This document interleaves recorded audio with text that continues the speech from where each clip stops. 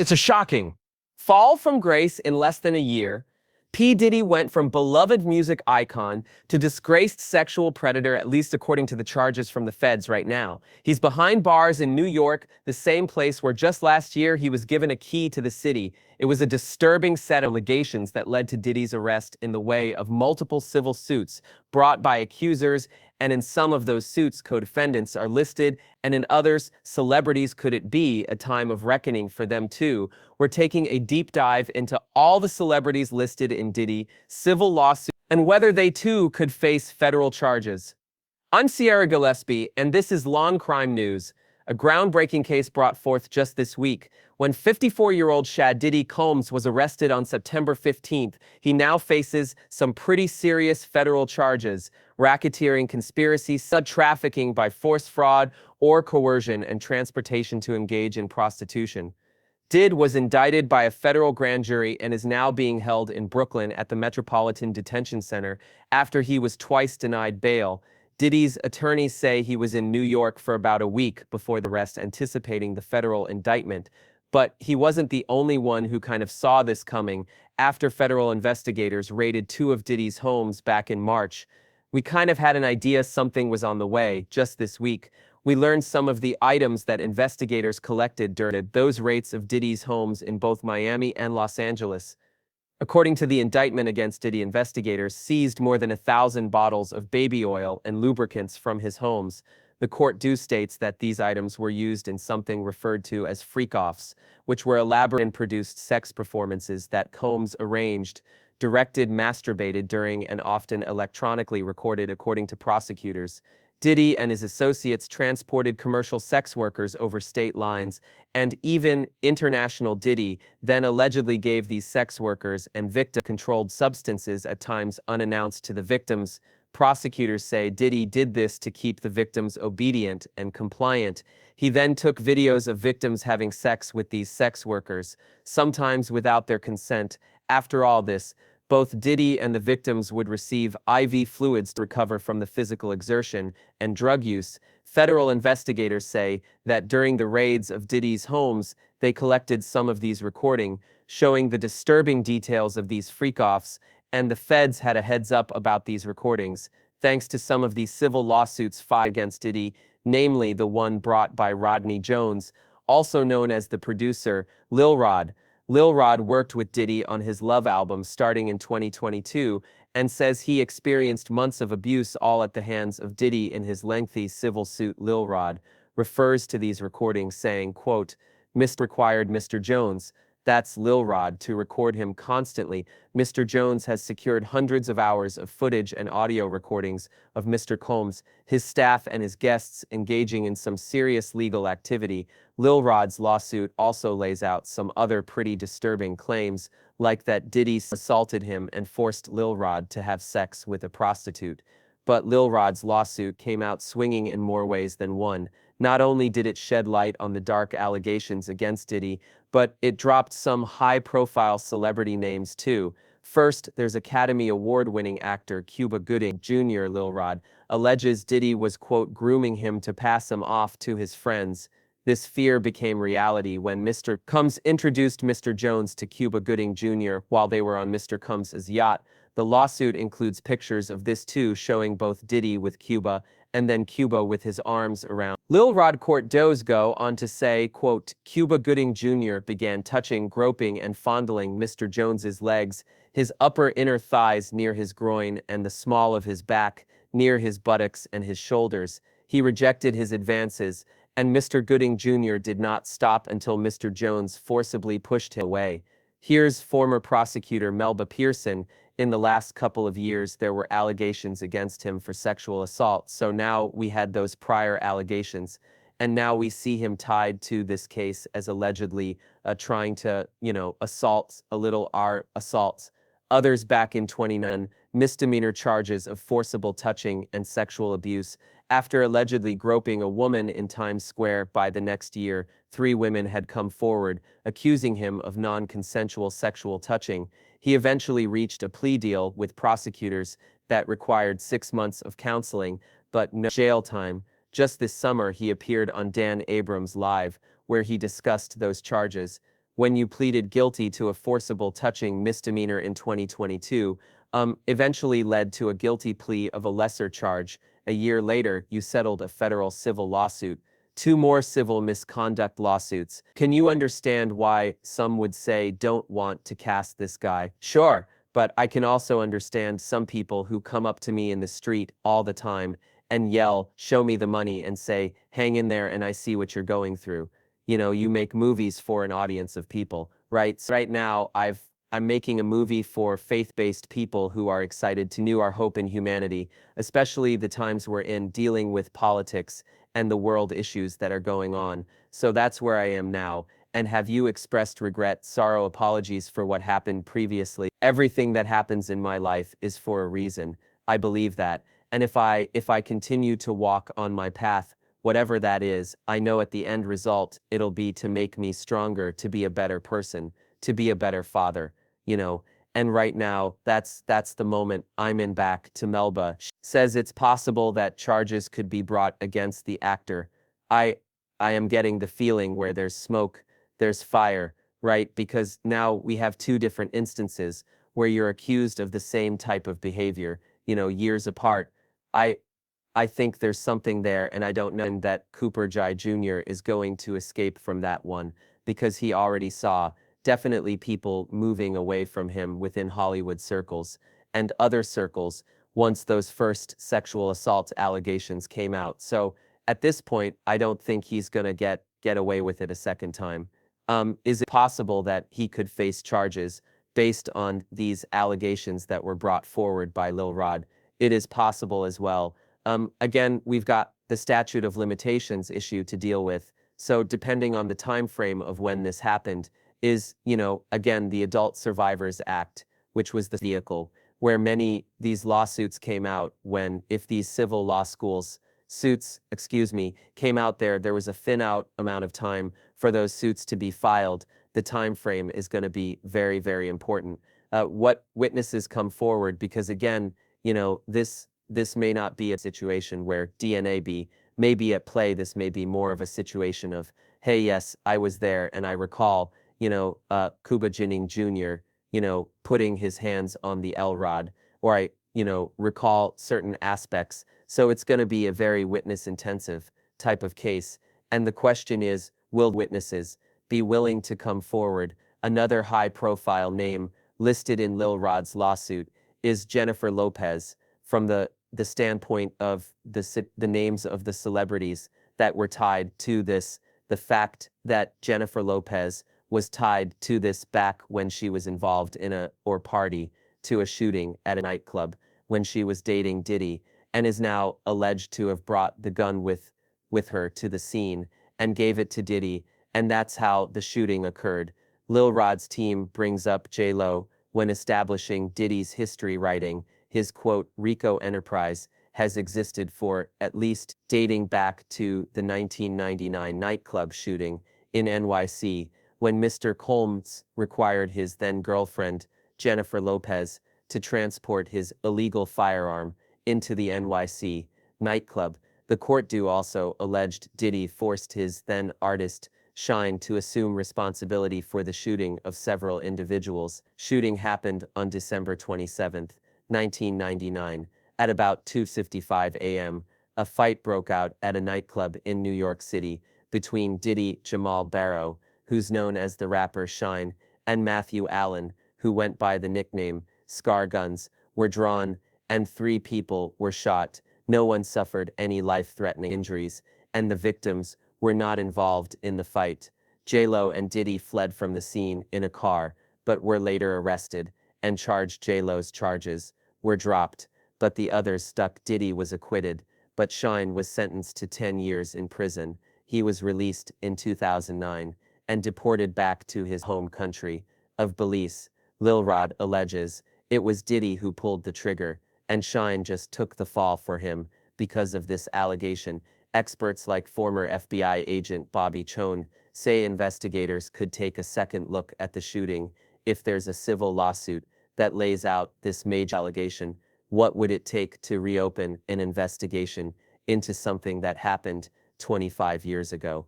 Well, it would take it, it would take a different look at it. So, in other words, he was acquitted on the state murder charges. Now, federal charges can be different. You can have RICO, you can have a continuing criminal enterprise, you can have, so the underlying acts, the predicate acts, if we used to call them, when I worked RICO cases, a RICO predicate act could be something like that 1999 case, and you can use it as a predicate act. You can bring it up. When I worked cold cases of this type, sometimes with time, with the passage of time, people aren't as intimidated and they're not as threatened, and they get away from the person who was the threat, and they feel more forthcoming to testify or to give statements in testimony. But certainly, I think that that case is going to be part of it. In the aftermath of that, they have witnesses that say he bragged about intimidating witnesses, paying off jurors. Certain when you have that kind of stuff, if you go back and you find that juror that was paid off, or jurors, multiple, that may have been paid off, certainly that gives you the impetus to kind of come forward and refresh those charges on a federal case. So the federal cases will be a little different. The charges are a little different. So it's not double jeopardy. And so I think that that case that you mentioned, that you cite, I think is certainly one of the ones they're looking to build into a much bigger, to me maybe a RICO type case. We also know that federal investigators have spoken to other plaintiffs in civil cases against Diddy to learn more about his personality and what he's like in relationships. That means J-Lo is someone the feds will want to talk to if they haven't already. It also means she could be called to testify against him. It's possible. It's absolutely possible. If I was the prosecutor handling that case, I absolutely would list her right. But of course, we need to know whether or not she'd be cooperative. That, of course, changes the strategy when it comes to trial. So you may list someone as a potential witness. That does not mean you're necessarily going to call them. The question is whether or not their testimony is really going to help you. But there is a universe where she could testify against him in terms of, violence, in terms of his interactions with other artists, especially the folks that have been coming forward, alleging that he has harmed them in some way or engaged in, human trafficking and sex trafficking. So was she aware of any of that going on? Did she see him with underage girls, or was she present for when some of those videos were taken? That little Rod included screenshots of those videos in his pleadings. So how much of that did she know? When did she know it? In what actions did she take at the time? Is that part of the reason why they broke up? We don't know. So all of this will to be seen. Obviously, the prosecution and law enforcement need to speak with her, get a statement from her to understand what she knows or what she'd be able to testify to, and then make appropriate decisions from there. But it's not just artists that Lil Rod named either. He specifically mentioned Prince Harry, the Duke of Sussex. In Sitox, it reads, in part, quote, Mr. Coleman's was known for throwing the best parties, affiliation with and/or sponsorship. Mr. Coleman's sex trafficking parties garner legitimacy and access to celebrities such as famous athletes, political figures, artists, musicians, and international dignitaries like British Royal Prince Harry. Why even name Prince Harry? There's no allegations against him or anything, but why bring him up? Think it may have been a move to bring more credibility to the filing and say that, basically he being Diddy was using his fame, fortune, and influence to insulate himself. So he was able to legitimize some of the activities he was doing by having these lavish parties, bring all these A-list celebrities, but somewhere in a back room or somewhere in another wing, horrible things were happening. So the fact that Prince Harry was there does not necessarily mean he was participating in what was happening, and just because you were at a party doesn't mean what's happening in every inch of the house.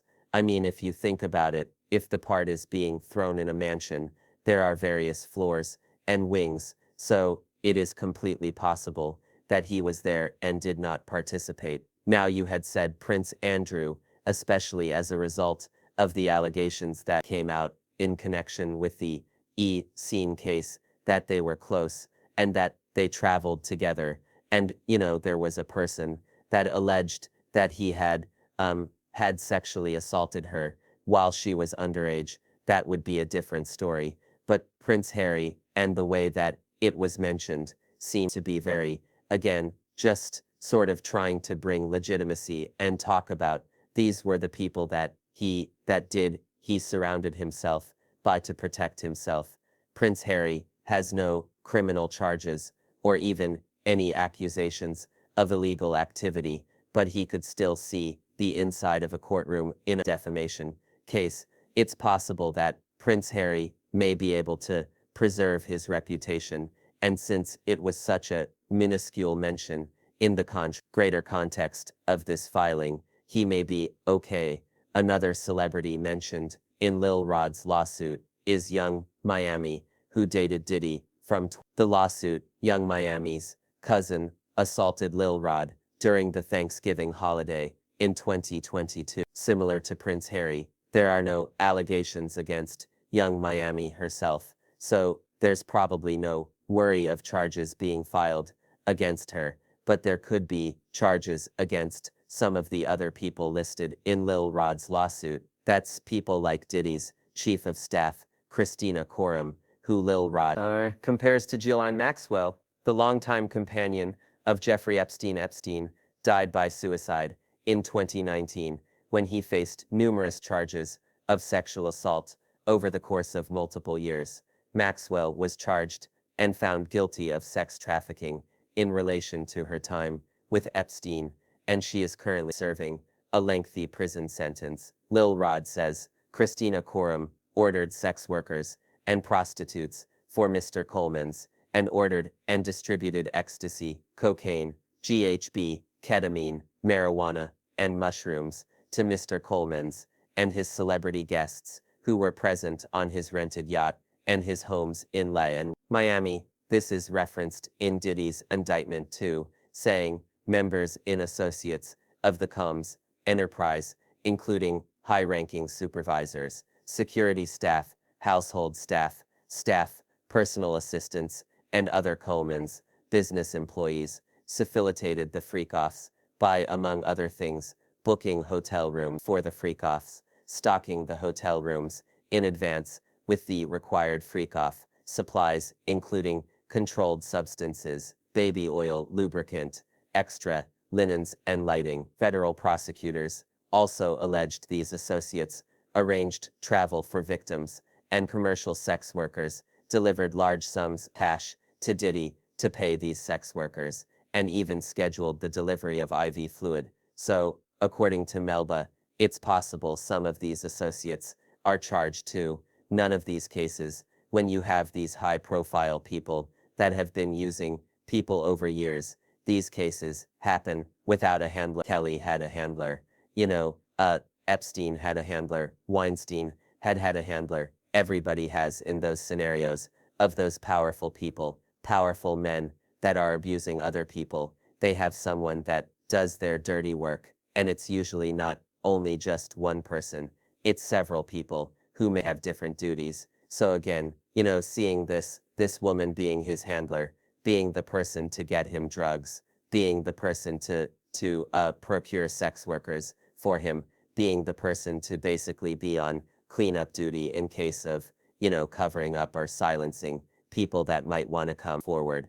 That's not unusual. And she is also going to bear the brunt of criminal liability, just like Ghislaine Maxwell did, and basically had to take the entire brunt of the criminal justice system alone because of the fact that, Epstein committed suicide and was not able to be held accountable. And we can't talk about Diddy, without mentioning Cassie, the one whose lawsuit blew the lid off Diddy's alleged scheme. She filed civil suit against Diddy last November under the New York Survivor Act, meaning any sexual assault survivor could file suit against their accused predator, and the statute of limitation didn't matter. Cassie's lawsuit was settled just one day after it was filed, but it was still made public, dropping a laundry list of bombshells about Diddy that the public hadn't previously heard. Cassie's lawsuit outlined years of abuse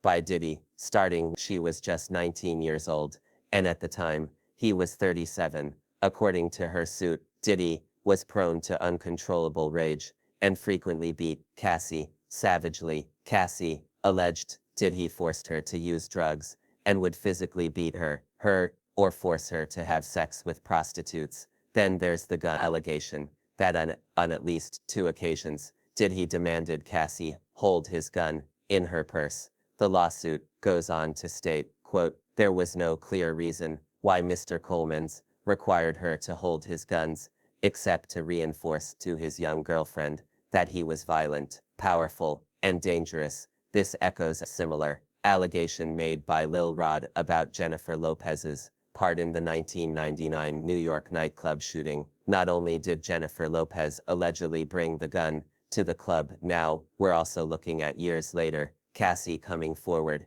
and saying that Diddy forced her to carry a gun with her when they went out to different events. So again, I think that this is more along the lines of when you look at this from a domestic violence lens, from the standpoint of the abuser being very controlling and demanding certain activities to prove loyalty to, basically put yourself in a bad situation. Only he can be the one to save you, basically.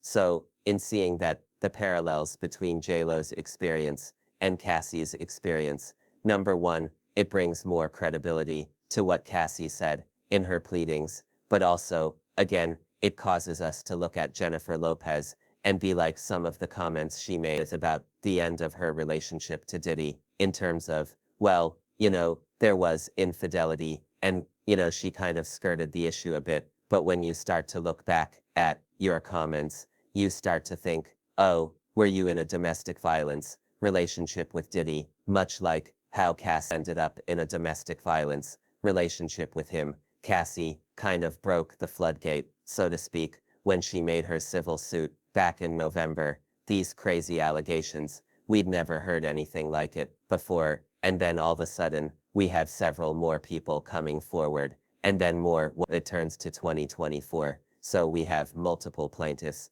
who are coming forward, alleging very similar things. I'm wondering, without these civil suits, would we even be here right now? Would Diddy even have been arrested and indicted? I really don't think so. I really don't think so, because Cassie's lawsuit opened the floodgates, and I think it empowered other survivors to come forward and tell their story. And when Little Rod came forward, I think that was just another huge, just a huge moment in this case, because now you have male victims coming forward, and we know statistically male victims of sexual assault generally don't report for a number of reasons, but they many times view it as an attack on their masculinity, and they're very concerned about how they would be viewed publicly. And Little Rod was brave, which I really commend his bravery in standing up and saying, listen, this is what happened to me, and that empowered more and more folks to come forward, including, most recently, Danity K. One of the members of Danity Kane, stating that he had abused her, and she had witnessed the abuse he had levied on others. So I think that all of these voices coming forward and saying, listen, there's something here. The feds took notice, and even though they may not have been public about it at first, we knew obviously when they searched the houses, we knew that this was getting very serious, but they were monitoring this the minute that Cassie filed her lawsuit. And when they read those allegations, I can assure you that investigations started immediately, and then as more and more survivors came forward, again the feds would be going and interviewing each of those people, seeing what evidence they have. So, for instance, do they have maybe some cell phone footage. Can they substantiate what occurred to them in other ways? Maybe follow-up, text messages, emails, all of these things are aspects that they are able to use to now bring in their case in chief against P. Months ago, we reported that Cassie was working with federal investigators in the case against Diddy. Can't know for sure whether she testified in the grand jury hearing that would ultimately indict Diddy, but it's likely at least some of his accusers did. I do believe that a number of the survivors would have testified. I don't think that they would have brought all of them because of the fact that, number one, you want to testifying is traumatizing, especially when you're talking about the most awful day likely of your life and some very degrading things that happen to you, and you have to tell that to a bunch of people you don't know. So you have to be very cautious in when and how you bring your victims and your survivors to testify, and think about that in terms of your strategy, because again, you may want to save some of the survivors for the actual trial if this does go to trial, and maybe just pick one or two that make the point right, and then you can fill it in with evidence as the trial proceeds. But you don't necessarily have to show all of your evidence to the grand jury. You just pick the strongest pieces of evidence so that, again, you're not burning your survivors out before they get to the point of trial unnecessarily. Obviously, they do have to testify and, tell their story so that the jury has something to liberate on. But at the same token, you don't want to push them too much because, again, that trauma is very real. And even if they are getting assistance through counseling or something along those lines, it's still a lot to have to talk about it, especially in such a with the huge media frenzy around it. And, so many people weighing in, and whether it be social media or other celebrities or things like that. So those are some of the things the U.S. attorney would have been considering when deciding who should be brought in front of the grand jury to testify. And when it comes time for trial, we could expect to hear from Cassie or other accusers in federal court. You're bringing up a really good point, because as you said, this is probably one of the darkest times of these survivors' lives, and they have to come forward with these serious allegations and relive the trauma that I'm sure they've been working to overcome. It's really tough, but we're assuming that a lot of them are going to testify at the trial, whenever that may be, and there are several accusers that have to go through and do all of that. What would it look like at the trial? Then, at the trial, now, the key is the U.S. Attorney's Office has to make sure that they're not going too far afield with bad character evidence. We saw how that kind of backfired in the Harvey Weinstein case, where as well as the Bill Cosby case, where other instances were brought in that were maybe not as close in time, or more so, not really enlightening the jury about what happened in the charges that were in the indictment, but more so, he's just a really bad, horrible, predatory person. That may be the truth. However, when it comes to proving the charges at hand, you have to be very focused on making sure the jury understands what happened during the time frames that are specified in the indictment. And so, if some of these other survivors, let's say something happened 10 years ago, that might be too far in time for them to be able to testify. But if we're talking about an instance of something that happened last year, for instance, that might be closer in time to allow them to be able to testify. And again, if they have specific knowledge about certain aspects of the indictment, of course they'll be brought to testify. But again, you have to be very cautious, because you want to be able to preserve. If you're able to get a conviction, you want to be able to preserve it on appeal by not making these types of errors. After his indictment this week, Diddy pleaded not guilty to all charges and was denied bond twice. Statement from his legal team reads, quote, Shaw Diddy is a music icon, self-made, entrepreneur, loving family man, and proven philanthropist who has spent the last 30 years building an empire, adoring his children, and working to uplift the Black community. he is an imperfect person, but is not criminal. To his credit, Mr. Combs has been nothing but cooperative with this investigation, and he voluntarily relocated to New York last week. In anticipation of these charges, please reserve your judgment until you have all the facts. These are the acts of an innocent man with nothing to hide, and he looks forward to clearing his name in court. More updates are sure to come in the case of United States versus Diddy. So make sure to subscribe to our YouTube page so you don't miss a thing. Reporting for Law Crime, I'm Sierra Gillespie.